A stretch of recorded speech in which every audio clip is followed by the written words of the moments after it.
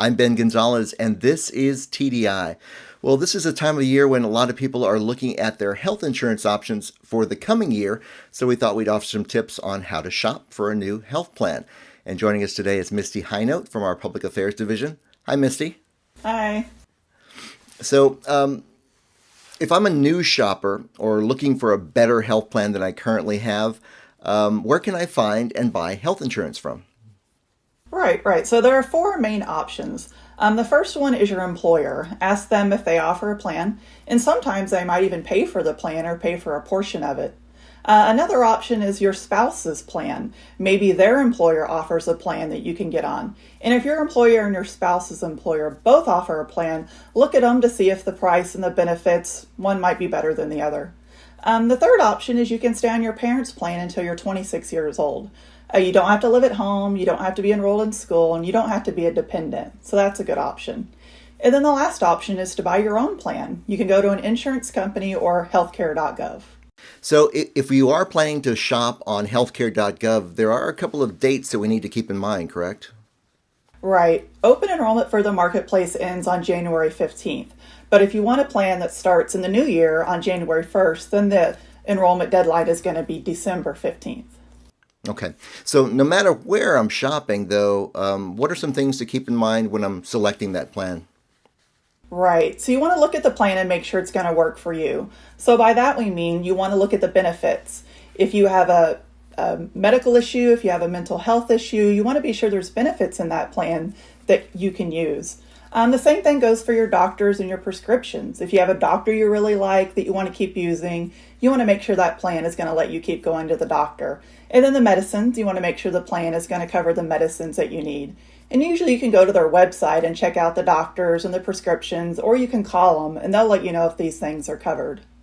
Then you also want to look at the price, the out-of-pocket cost. Sure. And by that we mean what you're going to have to pay. So most people think about the premium, you have to pay that. But there's also the copays and the deductibles. So the copay is what you pay every time you go to the doctor. And then the deductibles, the part of your health care that you have to pay. So if you see a plan that kind of has a lower premium or really low premium, look at the benefits, right? The benefits might not be as great as another plan. And then the out-of-pocket costs, those copays, those deductibles might be higher.